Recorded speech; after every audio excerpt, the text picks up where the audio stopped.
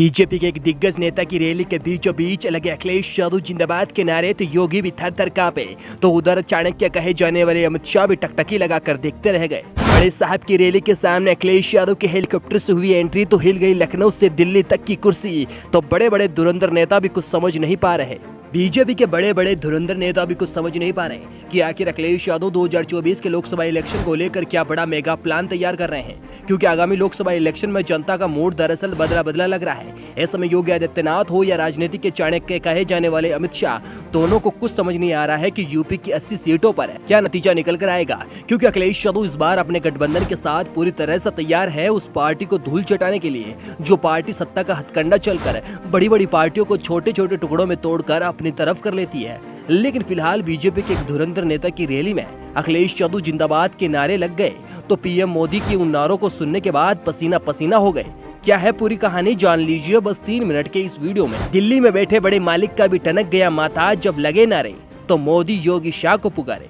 दरअसल हम बात कर रहे हैं पीएम मोदी की। जी हाँ, भारतीय जनता पार्टी के सबसे ऊंचे दर्जे में जिनका नाम आता है उन्हीं की रैली में अखिलेश यादव जिंदाबाद के नारे लगने लगे।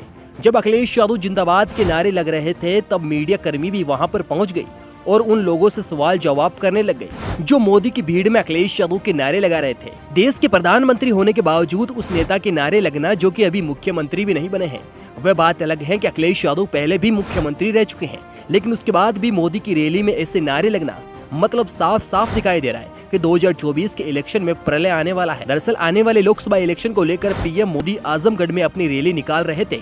वहां पर पीएम मोदी ने कई कामों की सौगात दी, लेकिन सबको पता है कि होने वाला कुछ नहीं है। लेकिन वहां पर कुछ युवाओं ने पीएम मोदी की रैली के पास ही अखिलेश यादव के नारे लगाने लगे और बेरोजगारी और भ्रष्टाचार पर सवाल उठाने लगे, और कुछ युवाओं ने तो अखिलेश यादव के गाने भी गाने लगे।